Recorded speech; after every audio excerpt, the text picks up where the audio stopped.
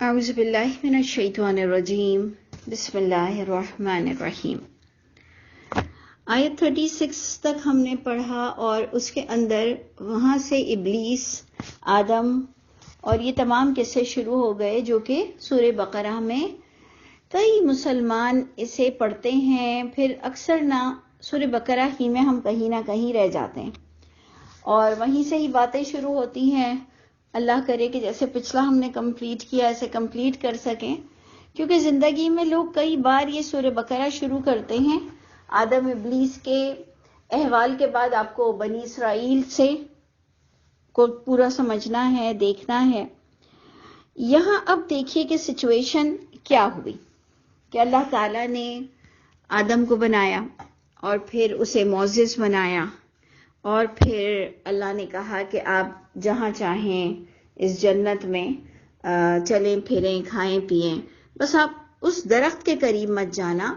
اور اس کی ہم مثال ہمیشہ ہم اسی طرح دیتے ہیں جو ہم نے پچھلی بھی آیتوں میں بتایا کہ ہم سب کو بھی کچھ درخت کے قریب جانا منع ہے، یعنی ہمارے لیے بھی کچھ عمل ممنوع ہے، اور ہم قادر ہیں اس بات پر کہ ہم اس درخت کا پھل کھا سکتے ہیں آدم کی طرح۔ یعنی اللہ نے ہم پر ممانعت کی ہے لیکن ہمارے پاس اختیار ہے وہ پھل کھانے کا، بے حیائی کا، برائی کا، جھوٹ کا، حرام کا۔ تو جناب اس لیے سمجھنا کوئی مشکل چیز تو تھی نہیں کہ ان کو بھی کچھ منع تھا، ہمیں بھی کچھ منع ہے، اور جب کوئی نافرمانی کرے گا تو وہ ظالم کہلائے گا۔ جیسے ٹائم بینگ آدم علیہ السلام کو بھی اللہ تعالیٰ نے فرمایا کہ اگر تم نے بھی یہ گناہ کیا اے آدم تو آپ ظالموں میں سے ہو جائیں گے، اور آگے آپ دعا بھی دیکھیں گے کہ آدم علیہ السلام بھی یہی کہیں گے کہ اگر آپ نے ہمیں معاف نہیں کیا اور ہم نے تو بڑا ظلم کیا۔ تو اس لیے یہ تمام باتیں آپ سوچیں کہ بالکل سمجھنے والی ہیں کہ اللہ تعالیٰ فرماتے ہیں جو ہم نے متاعن الہین، ہم یہاں پر آ کر اٹکے تھے کہ آخرت کا دیکھیں عقیدہ دیا گیا، وہ دنیا کے لیے پیدا ہوئے تھے اور انہیں دنیا نبھانی تھی اچھی طرح سے۔ ہمارے پاس یہ بھی کویسچن اٹھتا ہے کہ کیا اللہ کی کتاب آدم علیہ السلام کے وقت سے ہے؟ تو جی بالکل ہے۔ آیت نمبر 38 میں آپ کو اس کی دلیل ملے گی کہ کیا یہ اللہ کی کتاب اور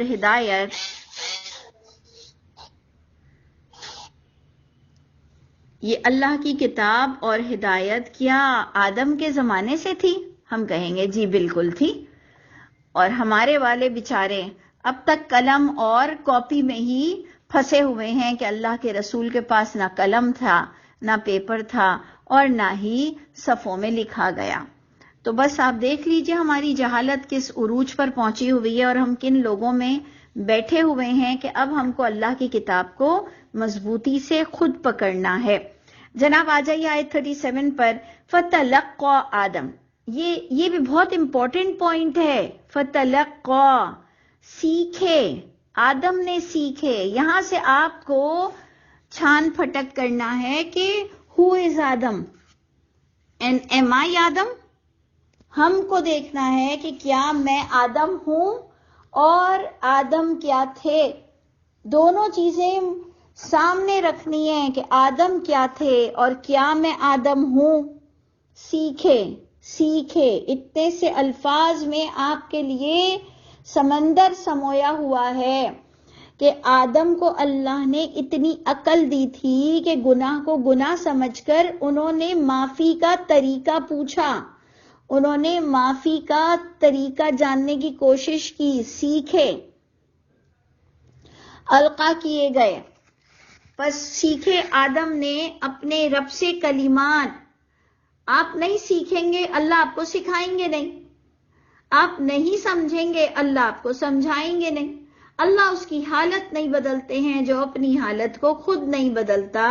جبکہ ہم نے کہا کہ ابلیس سے بھی غلطی ہوئی، اور اگر اللہ چاہتے تو آدم کی غلطی کو چھپا دیتے، کہ ہمارے لیے وہ بڑی بے عزتی ہے کہ اللہ نے جو ابلیس کے آگے ہمیں اتنا معزز بنایا تو اللہ ہماری غلطی نہ بتاتے، لیکن اللہ ہمیں بتا رہے ہیں کہ آدم کون ہوتا ہے، تم آدم ہو، غور کرو۔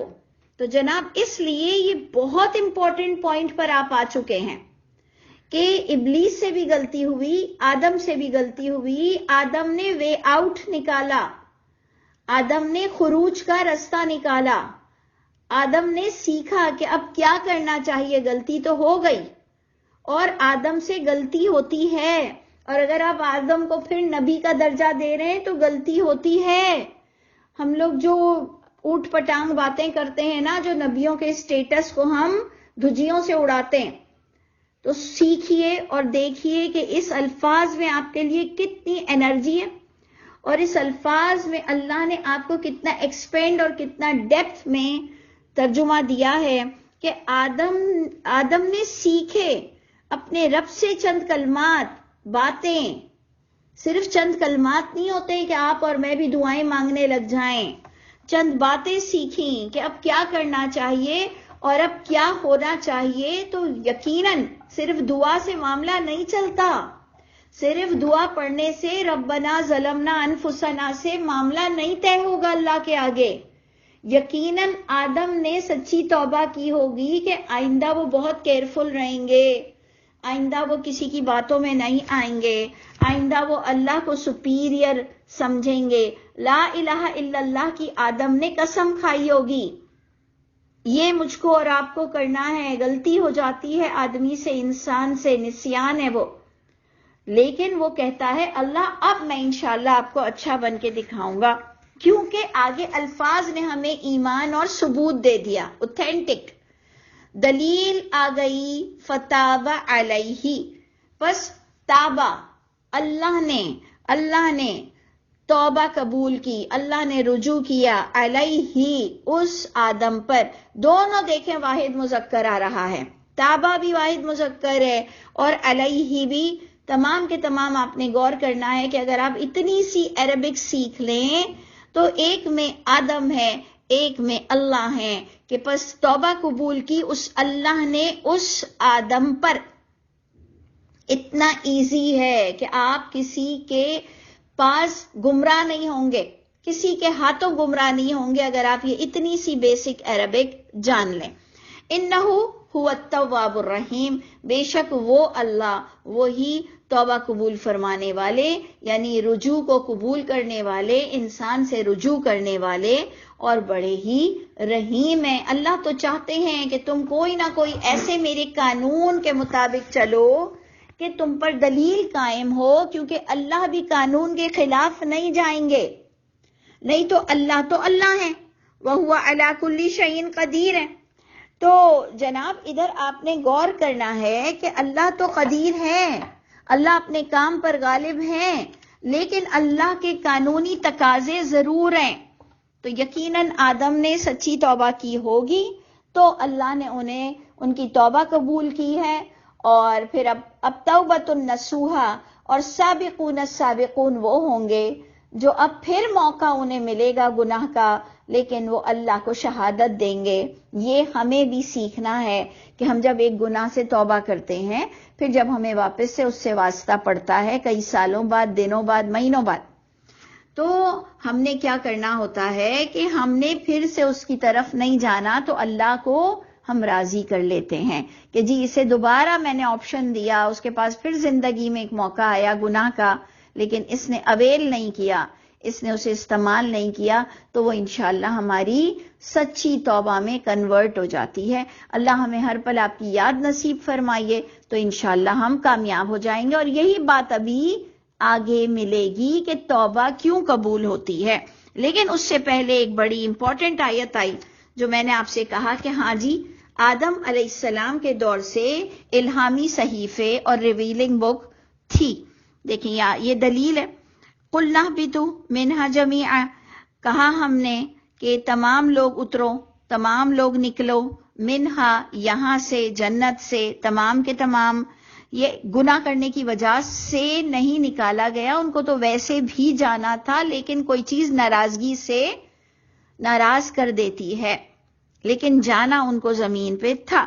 اب جناب اللہ فرما رہے ہیں فَإِمَّا يَأْتِيَنَّكُمْ مِنِّي هُدًى، بس اے آدم یا اے لوگوں، جب کبھی آئے گی ضرور بضرور تمہارے پاس میری طرف سے ہدایت، میری طرف سے، ہماری یہ سہا ستہ اللہ کی طرف سے نہیں ہے، میری طرف سے، وہ صرف ہمارے پاس اس وقت قرآن مجید ہے جو پچھلی تمام کتابوں کو مرج کر رہا ہے، اتنا سا دین ہے، اتنا سا میرا تعارف ہے۔ لوگوں کو کھوج لگی ہوئی ہے کہ ہم کون ہیں، ہم کون ہیں، ہمارا اتنا سا تعارف ہے کہ یہ قرآن کو ہم ایمان رکھتے ہیں، ختم رسول اور ختم نبی پر ہم ایمان رکھتے ہیں، اور یہ تمام الہامی کتاب قرآن میں مرج کر دی گئی ہے، یہ آدم کے دور سے چلی آ رہی ہے، اس کے علاوہ مجھ پر تو کسی اور کتاب کی ذمہ داری نہیں، آپ پر ہو تو ہو، یہ آپ اپنی مائنڈ سیٹنگ کریں، میں اپنی مائنڈ سیٹنگ کروں گی۔ سب کو فردن جانا ہے، آپ نے سنڈے کی کلاس میں پڑھ لیا، فردن سب کو جواب دینا ہے، اپنا تعارف کرا دیا کرو لوگوں کے پاس۔ ابراہیم علیہ السلام کی یہ سنت تھی، اپنا تعارف وہ کرا دیتے تھے کہ جی میں اللہ کے سوا کوئی اور پلیٹ فارم یوز نہیں کرتا ہوں۔ تو اللہ تعالیٰ نے آدم سے بھی کہا کہ جی جب کبھی بھی میری طرف سے تمہیں گائیڈ لائن ملے گی، point to be noted, point to be noted, فمن تبع ہدایا، فمن تبع ہدایا، جو فالو کرے گا، جو اتباع کرے گا ہدایت کو میری، ناٹ ریسائٹنگ، ناٹ تلاوت اونلی، صرف تلاوت کی بات نہیں ہو رہی ہے، صرف ریسائٹنگ کی بات نہیں ہو رہی ہے، کہا جا رہا ہے کہ صرف وہ پیکج پورا 30 پاروں کا اللہ کے یہاں نہیں بھیجا جاتا کہ جی مارے پیٹے ہم 30 پارے کرتے ہیں کہ ایسا لگتا ہے کہ کوئی پورا پیکج جا رہا ہے۔ اللہ تعالیٰ فرما رہے ہیں جو فالو کرے گا، جو اتباع کرے گا، تو دنیا کا سب سے بڑا وظیفہ ہے کہ قرآن کے مطابق عمل کرنا، اس کے بعد معاملہ اللہ پہ چھوڑنا۔ خوشیاں ملتی ہیں تو نور و نلا نور، خوشیاں نہیں ملتی ہیں تو ہم پھر بھی اللہ کے لیے محبت رکھیں گے، نیگیٹو نہیں رہیں گے، بدظنی نہیں کریں گے، اپنے کام سے کام جاری رکھیں گے۔ اگر ابھی تھوڑا ڈیلے ہو رہا ہے ہمارا پرابلم، اوکے، ہم ویٹ کریں گے، ہم ویٹ کریں گے۔ تو فمن تبع ہدایا، دا موسٹ امپورٹنٹ وظیفہ یہ ہمارے لیے آ رہا ہے کہ ہم نے اپنا بار بار چیک ان بیلنس کرنا ہے کہ بھائی ہم نے کدھر کوتاہی کی ہے، کیا غلط دیکھا، کیا غلط بولا، کیا غلط کھایا، کس کس کے دل دکھائے ہیں، اسپیشلی پیرنٹس پر ہم نے بہت، اور غریبوں کو بہت دیکھنا ہے۔ تو جناب جو اتباع کرے گا میری ہدایت کی، فلا خوف علیہم ولا هم یحزنون، یہ تھا ہماری چاہت۔ اللہ نے کہا لے لو، میں نے اللہ سے کہا اللہ ایسا کر دیجئے کوئی غیر اللہ کا خوف نہ ہو، اور اللہ ایسی دنیا گزارنے پر مجھے نصیب فرما دیجئے کہ غم نہ ہو زندگی میں، اللہ بس ہر ایسے نقصان سے بچا لیجئے کہ میرے دل میں غم نہ بیٹھ جائے دنیا کا، اور اللہ غیر اللہ کا خوف نہ ہو۔ اللہ نے کہا اوکے، تم فالو کرو قرآن کو، بس سب تمہیں مل گیا۔ سوچئے اللہ ہمیں اس جنت سے پہلے اس دنیا کو جنت بنانے کا وظیفہ دے رہے ہیں، کیا چاہیے اور اس کو ہم خوف اور غم کو ٹینشن اور ڈپریشن میں کنورٹ کر دیں تو، جو ہمارے ایک موسٹ یوز ہونے والا ورڈ ہے ٹینشن اینڈ ڈپریشن۔ ٹینشن کیا ہے کہ آپ کو خوف ہے، اور ڈپریشن کیا ہے، غم لگ گیا ہے۔ سوچئے کہ اس کا بھی کتنا بہترین سلیوشن آپ کو اللہ تعالیٰ نے دیا، فمن تبع ہدایا، جو اتباع کرے گا اس کو کوئی خوف اور غم نہیں رہے گا۔ اور آدم کے زمانے سے میں نے تم کو گائیڈ لائن دی ہوئی ہے، میں نے تم کو کبھی اکیلا نہیں چھوڑا ہے، میں نے تم کو کبھی بغیر کتاب کے نہیں چھوڑا ہے۔ تو تمہاری یہ جھوٹی حدیثیں تمہیں جھوٹ نہیں لگتی کہ جی آخری زمانے میں ورق ختم ہو جائیں گے اور الفاظ مٹ جائیں گے اور قرآن خالی ہو جائے گا؟ بولتے ہوئے اور اس کو ایمان رکھتے ہوئے ہمیں شرم نہیں آتی کہ ہم اللہ کے نبی کے نام سے یہ باتیں کرتے ہیں؟ ہم اللہ کے نبی کے نام سے یہ باتیں کرتے ہیں کہ جی کعبہ شہید ہو جائے گا اور قرآن اٹھا لیا جائے گا۔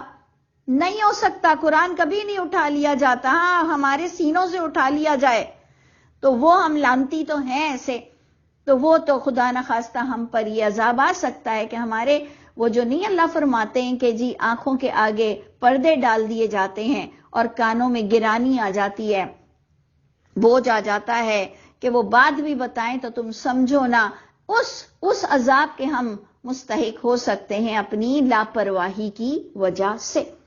تو جناب آپ نے دیکھا کہ جب میں نے آپ سے کہا کہ مجھے تو اللہ نے الہامی کتاب کے تابع کیا ہے، تو آگے اس کو اور اللہ نے ایکسپینڈ کیا، والذین کفروا وکذبوا بآیاتنا۔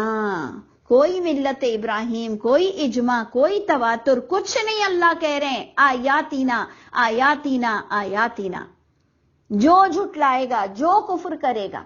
اچھا ادھر بھی ہمارے پاس ایک بڑی خوش فہمی ہے، میں کفر نہیں کرتا، ہاں مجھ سے میں جھٹلا دیتا ہوں کبھی کبھار، یعنی میں شراب کو شراب حرام جانتا ہوں لیکن ٹھیک ہے کبھی پی لیتا ہوں، میں جھوٹ کو جھوٹ جانتا ہوں لیکن ٹھیک ہے کبھی بول دیتا ہوں، میں والدین کو جانتا ہوں کہ ان کو اف نہیں کرنا چاہیے لیکن ہو جاتا ہے، میرا بھی ٹیمپر لوز ہو جاتا ہے۔ اچھا جی، تو اللہ فرما رہے ہیں کفروا وکذبوا ایک ہی لائن میں ہوں گے، کسی خوش فہمی کا شکار ہونے کی ضرورت نہیں ہے کہ جو کفر کرے یعنی انیشل سٹیج پر شروع میں ہی انکار کر دے کہ میں نہیں مانتا وہ، اور جو مان کر عمل سے جھٹلاتا ہے، یہ بوتھ آر دا سیم، سب کے سب ایک ہی کیٹیگری میں کھڑے ہو جائیں گے۔ اس لیے آپ اور میں اس وقت ہم نے سورہ بقرہ سٹارٹ کی ہے، اگر ہم اس کو اچھی طرح سمجھ لیں تو ہمارا اتنا کلیئر ہو جائے گا مائنڈ، اور انشاءاللہ ہم تقریباً سارے پوائنٹس کو سمجھ چکے ہوں گے حق کے ساتھ۔ اللہ ہم کو آپ کو عمل کرنے والا بنائے۔ تو جو لوگ کفر کریں گے اور جھٹلائیں گے کس کو؟ آیات کو، لیکن اگر ہم ان کی یہ 6 کتابوں کو جھٹلاتے ہیں تو یہ ہمیں کافر کہتے ہیں، تو جی تمہارے بیس پر جنت دوزخ نہیں ملنے والی ہے، آیت کی بات ہو رہی ہے، بلکہ تم اپنی خیر مناؤ کہ کدھر ہم جائیں گے جھوٹ بول کر۔ اللہ فرماتے ہیں یہ آگ والے ہوں گے جو آیتوں کے منکر کہلا رہے ہیں، بس آیتوں پہ بہت توجہ دو کہ تمہاری ذات سے، تمہارے عمل سے آیتوں کی تکذیب نہ ہو، یہ آگ والے کہلائیں گے۔ ہم فیہا خالدون، اور سدا اس میں رہیں گے اپنے اپنے اسٹیٹس کے مطابق کہ کتنے بڑے گناہ کیا تھا اور کتنا تم لاپرواہ رہتے تھے۔ ٹھیک ہے جی، اب جناب ہماری موسٹ امپورٹنٹ وظیفے کی کتاب کھل گئی، قرآنی وظیفہ، قرآنی وظیفہ۔ یہاں میں دیکھتی ہوں اکثر قرآنی وظیفے کی کتاب بٹتی ہے، اس میں یہ لوگ چیٹنگ کرتے ہیں، بہت الٹی سیدھی باتیں لگا دیتے ہیں اور ادھر بھی قرآنی وظیفہ لکھتے ہیں، لیکن یہ تو 100% پر میں آپ کو کہہ رہی ہوں کہ آج ہمارا قرآنی وظیفہ اس کی آیتیں شروع ہو گئی ہیں۔ دیکھیں یہاں سے پہلے تو شروع کریں کہ یا بنی اسرائیل، اے اسرائیل کی اولادوں، اذکروا نعمتی، میری نعمتوں کو یاد رکھا کرو۔ اب آپ بتائیے، سچ بتائیے، ایمانداری سے بتائیے کہ اللہ بنی اسرائیل سے مخاطب ہیں؟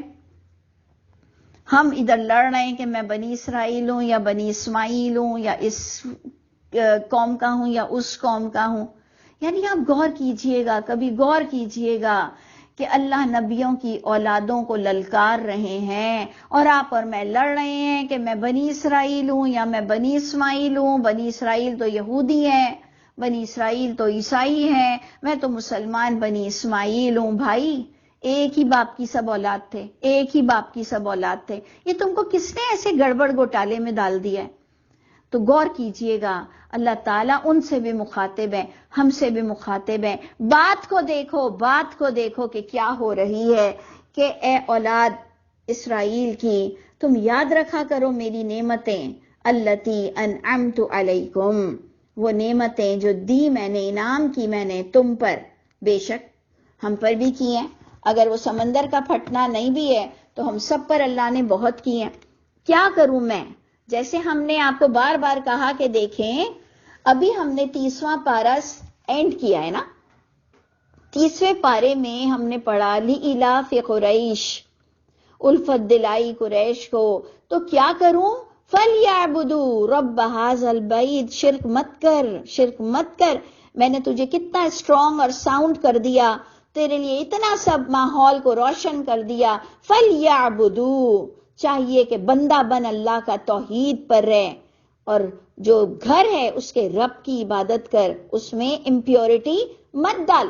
پھر ہم نے سورہ کوثر پڑھی کہ میں نے تمہیں اے نبی کثرتوں سے نواز دیا، فصلی انا اعطیناک الکوثر، میں نے تمہیں خیر کثیر سے نواز دیا، جو آپ کی چاہت تھی اے نبی وہ آپ کو نصیب فرما دی۔ نبی کی چاہت تھی فتح، کامیابی، توحید سے پاک حرم، اللہ نے کہا میں نے عطا کر دیا اے نبی، فصلی لی ربی کا، اپنے رب کے لیے بینڈ ہو جاؤ اور نظام صلاۃ کو بھی قائم رکھو۔ بالکل یہی چیز یہاں پر آ رہی ہے۔ میں نے آپ سے کہا تھا شروع کی آیتوں کو 30ویں پارے میں مرج کر دیا گیا ہے۔ تو اللہ فرماتے ہیں کہ میں نے تم پہ بڑے انعام کیے تو تم کیا کرو، وَأَوْفُوا بِعَهْدِي، وفا کیا کرو میرے عہدوں کے ساتھ۔